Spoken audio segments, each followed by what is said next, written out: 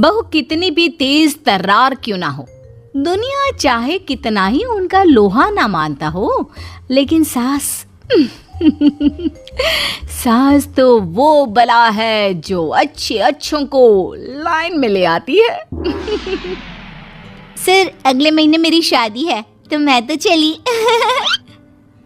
Congrats Sheila, लेकिन शादी तो तुम्हारे अगले मंथ है ना, तो छुट्टी भी उसी हिसाब से मिलेगी। और हाँ, ये फाइल पकड़ो, इसमें। लेकिन ये क्या?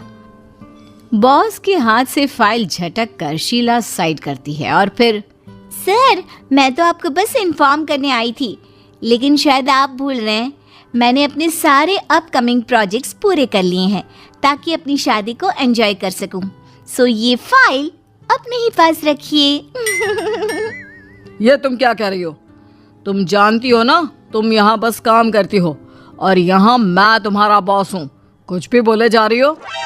बिल्कुल याद है सर कि आप मेरे बॉस हैं, लेकिन ये भी याद है ना कि आपके ऊपर भी एक सुपर बॉस है जो मेरे कहने पर चलते हैं। जानते हैं ना क्यों? तो प्लीज ये एटीट्यूड अपने पास ही रखिए। और तेज तर्रार शीला की शादी हो जाती है और सामना होता है सास से। डाइनिंग टेबल पर जब सभी खाना खा रहे थे, तुम नौकर हो इस घर के, जाओ एक कप चाय लेकर आओ जल्दी से। चाय पीते ही, इतनी मीठी चाय? क्या हुआ बहू? इतनी मीठी चाय कौन पीता है भला? ये गांव देहात के लोगों के घर काम करता था क्या? कोई रोकता क्यों नहीं इसे? हम पीते हैं क्योंकि इससे हमारी जबान मीठी बनी रहती है। रमेश तो ऐसी ही बनाएगा, 2 अलग अलग तरह की चाय नहीं बनेगी इस घर में। ओहो सासू माँ, कैसी बात कर रही हैं आप? अगर मेरी चाय वो पहले अलग निकाल दे तो उसे अलग से मेहनत करने की जरूरत भी नहीं होगी और इस घर में 2 चाय भी नहीं बनेगी। देखो बहू, ज्ञान का सागर तो बहाओ ही मत, और ज्यादा ही ज्ञान हो ना तो खुद बना लिया करो चाय। माँ जी, वो इस घर का नौकर है, पगार देते हैं हम लोग। आप तो उसे सर पर चढ़ा रही हैं और तो और उसके सामने मेरी बेइज्जती भी कर रही हैं। नौकर पगार, वाह क्या बात है। अरे आए 2 दिन नहीं हुए, मेरे घर का सारा लेखा जोखा पता है तुझे। देख, वो मेरे बेटे जैसा है, जैसे तू है घर की वैसे वो है घर का। सास अंदर चली जाती है, तभी ननद भाभी के पास आती है। भाभी, आपकी शूज बहुत सुंदर लग रहे हैं। चाहिए क्या? हाँ भाभी, मेरे लिए भी ले आना। मौजे तो है ना तुम्हारे पास? शूज मांग रही हो, क्या पता कल को मोजे भी मांग लो। उसकी बात सुनकर ननद का मुंह लटक जाता है। शाम के वक्त शीला ऑफिस से घर आती है। बहू, तेरी ननद को देखने लड़के वाले आ रहे हैं, उसे कोई अपनी साड़ी दिखा दे जो उस पर ठीक लगे। क्यों माँ जी, आपके पास साड़ी नहीं है जो उसे मेरी साड़ी मांगनी पड़ गई? मांगनी? वैसे तेरे माँ बाप ने दिया क्या था? जो अलमारी चमका रही हो ना, वो मेरे घर की ही देन है, समझी? भिखारी नहीं है मेरी बेटी जिसके लिए तुम मांगना शब्द इस्तेमाल कर रही हो। चुपचाप हमारे घर की जितनी साड़ी है वो निकालो और मेरे कमरे में रख दो। सास की बात सुनकर अब बहू के होश ठिकाने आ जाते हैं। कैसी बात कर रही हैं मम्मी जी? अगले दिन शीला किचन में होती है क्योंकि आज संडे था। भाभी, क्या बना रही हो? गाजर का हलवा। वाह, सो यम्मी ना। तुम तो ऐसे एक्साइटेड हो रही हो कि कभी गाजर का हलवा खाया ही ना हो। लो, बन गया है, खा लो। भाभी, आप भी खा लीजिए, वैसे भी ये बहुत ज्यादा है। अरे खाओ खाओ, जी भर कर खाओ। वो क्या है ना, किसी की ललचाती आंख से मेरा पेट खराब नहीं करना मुझे, समझ गई? सास सारी बात सुन लेती है लेकिन कुछ बोलती नहीं। रात में खाने के टेबल पर, बहू, फ्रिज में गुलाब जामुन रखा हुआ है, निकाल कर लाओ। गुलाब जामुन? वाह! इतनी जोर से चिल्ला रही हूँ, कभी ये नाम नहीं सुना क्या? नहीं माँ जी, वो बात नहीं है, मुझे ना बहुत पसंद है। तो खाओ ना, किसने रोका है? अरे लेकिन सबके हिस्से में नहीं आ पाएगा ना, यहाँ 4 लोग हैं और गुलाब जामुन तो सिर्फ 3 दिख रहे हैं। तुम ले लो, मैं और प्रीति नहीं खाएंगे, अपने पति को भी दे देना।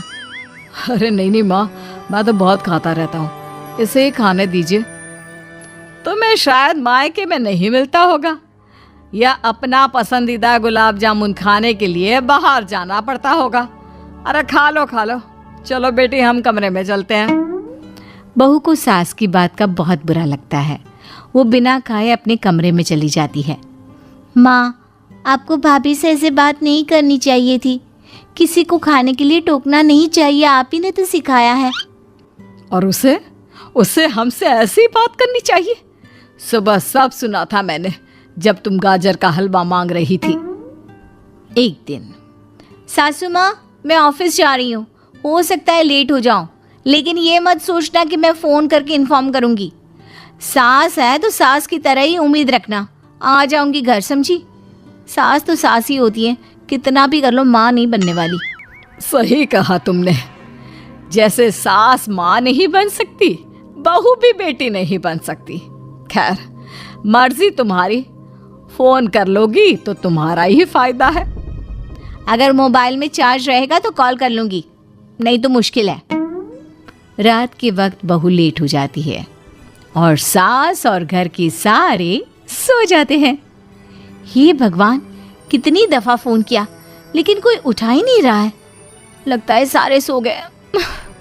मुझे फ़ोन कर देना चाहिए था, मेरा एटीट्यूड मुझ पर ही भारी पड़ गया। अब क्या करूं? अब तो माँ के घर ही जाना होगा। बहू चली जाती है माँ के घर। क्या हुआ बेटी, इतनी रात को क्यों भला? क्या बताऊं माँ, ये कहकर वो माँ को सारी बात बता देती है। तेरी सास को जरा भी तेरी फिक्र नहीं, झूठे मुंह ही बोल देती कि फ़ोन कर देना लेट हो जाओ तो। माँ क्या बताऊं, जिस ऑफिस में मेरे हाजिर जवाब और काम के चर्चे हुआ करते थे ना, वहीं मेरी सास मेरी ही बातों को काट देती है। उनके आगे तो मैं भीगी बिल्ली हूँ। तो उन्हें जवाब देती है?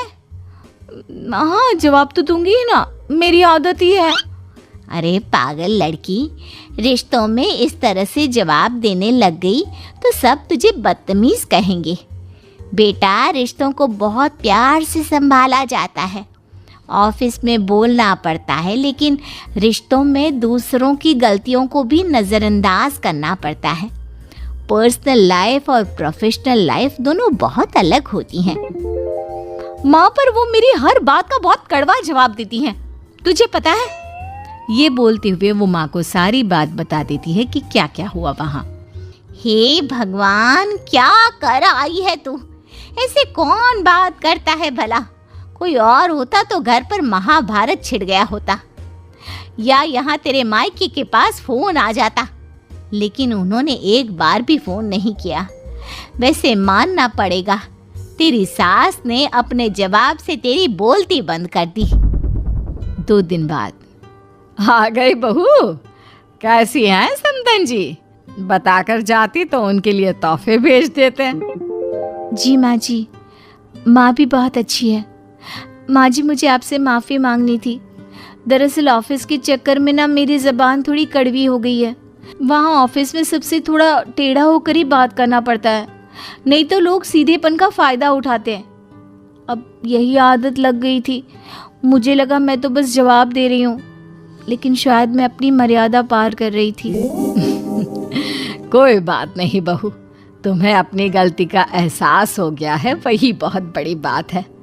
मैं तो तुम्हें एहसास दिलाना चाहती थी कि जब आप दूसरों को कड़वा बोलते हो तो सामने वाले को कितना बुरा फील होता होगा।